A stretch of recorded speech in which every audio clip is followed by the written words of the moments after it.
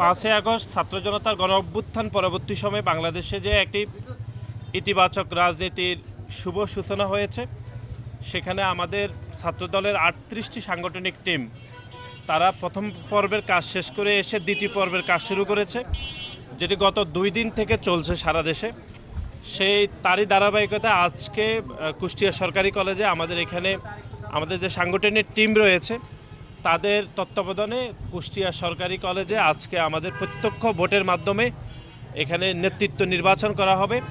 এটি এই জন্যই করা হচ্ছে, সেটি হচ্ছে গত 16.5 বছর ধরে যে বাংলাদেশে যে একটি অগণতান্ত্রিক সরকার ছিল, আমরা চাইলেও আসলে কাউন্সিল করতে পারিনি, আমাদের পছন্দ মতো যে একটি পরিবেশ নিশ্চিত করতে পারেনি। যে খুনি হাসিনা সরকার ছিল তার দোসররা প্রত্যেকটি ক্যাম্পাসে যে একটি নিকৃষ্টতম মাফিয়া তন্ত্র কায়েম করেছে, তার বিপরীতে এখন একটি আলহামদুলিল্লাহ একটি ভালো সময় উপনীত হয়েছে।